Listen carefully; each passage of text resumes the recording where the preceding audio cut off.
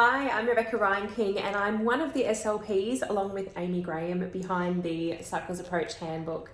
And if you've never heard of the term handbook and you're not sure what it's about, we describe it as a really comprehensive step-by-step guide that helps you understand the theory behind the cycles approach, how to plan your session, implement cycles therapy, and then give you activity IDs and word lists and even video tutorials. So it doesn't include picture cards. This is just like I don't know anything about this approach. I'm really confused about this approach and I just need one thick, I think it's 138 pages, one thick material that just goes into it all.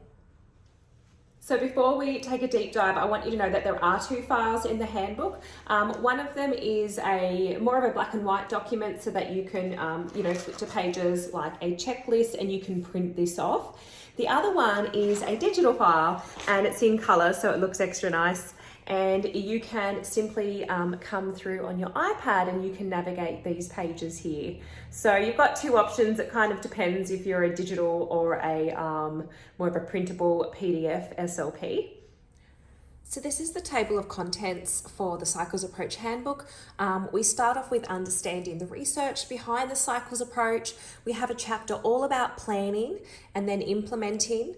We've got a lot of photos here for different activities to use for psychotherapy before we go into taking data and generalization.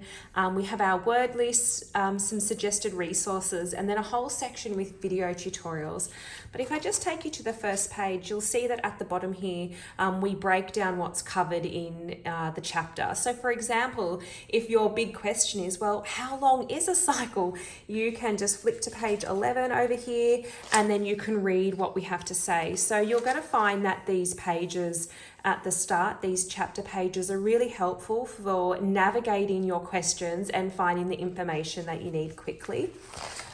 The other thing that you're going to find useful, particularly in the planning cycle session, is we've got quite a few charts and checklists and things that you can use. So not only do we help you knowing how to choose the right approach, we go into stimulability, and so this is one of my favorite chapters. This is the chapter that's going to really help you make sense of the cycles approach, as you can see down the bottom here. We've got lots of tips just on how to choose the right approach and in regards to assessment and stimulability. But the pages that I think you're really going to love are things like our primary patterns checklist, how to choose your patterns and looking at the charts. And we've even included some case studies to help get your head around, what this could look like for your students. So those are really, really, really helpful pages. The other thing that I love about this chapter is that we've included do's and don'ts for choosing targets for different pattern, and we even have suggested word targets down here. So if you're making up your own resources or you're just checking the fidelity of resources that you already have, you're absolutely going to love these pages. It just takes all the headache out of how to choose words for cycles. Chapter 3, Implementing Cycles Therapy, really goes into the step-by-step on what cycles looks like, what you might say, and how you would deliver it. So you can see we've got some more really helpful checklists and equipment that you need just to set yourself up. And then we really go in depth into, how to visualize cycles and then what each step looks like with pictures and what you might say. So these pages here you can just have on your table and you can kind of walk through and make sure that you're implementing cycles correctly. You're also going to love these frequently asked question pages. We just really break down some of those questions that you just want the answer to and you can find it straight away. We then go into activities for the cycles approach. So again, we kind of help you break down your session and figure out what it might look like, and a quick little sample. And then we just have so many photos, so many different ideas of how to use cycles with therapy. We've kind of broken them down. So this is a really good section if you're just getting a little bit bored with your therapy and you just need some fresh SLP ideas. One of the biggest questions we had was how to integrate phonological awareness into your cycle sessions. So these are going to be really simple pages that you can flip to integrate into your session as well. This generalization chapter is really, really helpful when you think your child is not making progress or they're stuck. So you can kind of go through and flip through and check off that you have, implemented some of these strategies, and we've got a nice little action plan for you as well.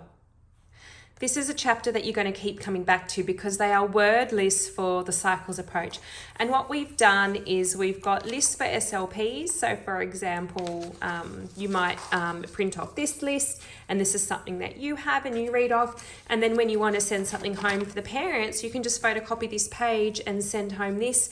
And it's a nice little calendar to encourage some auditory stimulation for home practice. So we have these pages for the primary patterns and some secondary patterns as well. We've included here some resources that you might like to use for the Cycles therapy and some links to those as well. But we also have ideas in our resource on how to adapt materials you already have. And this comes us up to the last chapter. It's the Cycles Approach videos tutorials. So when you have the PDF version, all you need to do is click on these links and you can go and watch over 50 minutes of videos, specifically on questions such as what is the Cycles approach, or we also have short video clips and even like a sample 30-minute cycle session just so you can see what Cycles looks like.